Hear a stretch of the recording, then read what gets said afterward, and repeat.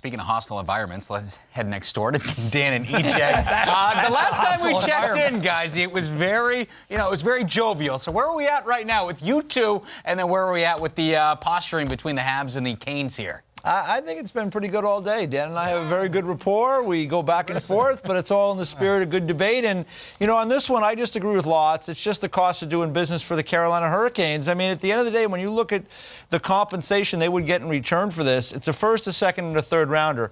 But the Montreal Canadiens are going to be way better with Sebastian Aho. He's a perfect fit there. So now all of a sudden, they're not drafting third in the draft or eighth in the draft. They're drafting maybe 25th in the draft or higher.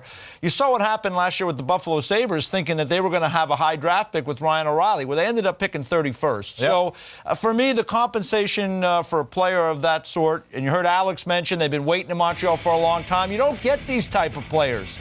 Lots brought up supply and demand earlier in the broadcast, too, and I am aware of how that works. He was going to give you a lesson. Yeah, well, I don't need any lessons from him. But, here's the reality, is that you don't find these players that often. And if the Carolina Hurricanes, Dan, don't match this, well, then they're in for a lot of problems down the road, because it tells me that this is not a really strong organization that can play with the big boys. Yeah. Because that is not, it's a lot of money in the first 365 days, but over the life of that contract, it's about what you would pay him. Yeah, the more I've thought about this, and we were discussing off camera too, I think that they have to match this because the message it sends. If they don't match this, they've got momentum now. They were in the playoffs. They were deep, and they went on a bit of a run, and they've got some momentum, and the fans are back. They're interested. They're hungry in Carolina again for some hockey and playoff hockey. Now, if they don't match an offer sheet that, yes, it's a lot of money up front, but it's a salary cap hit that's well within reason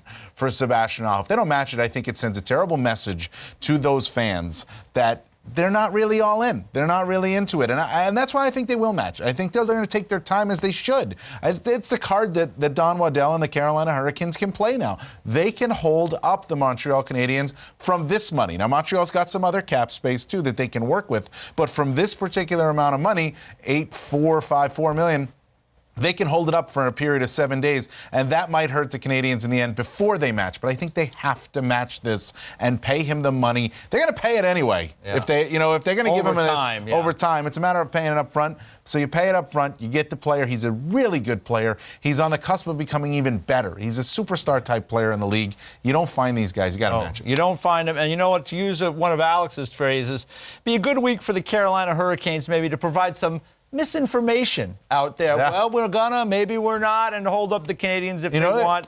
I also love, not to interrupt you there, I love the back and forth between the GMs. I thought Don Waddell saying, well, this is good. I don't have to negotiate a contract all summer. It's already negotiated for him. And Mark Bergevin saying he wants to be a Montreal. He wants to be. Just like, hey, Shea Weber wanted to be a Philadelphia Flyer. Was he? No. Not in his control. All right. Appreciate it, guys. The Tangisms.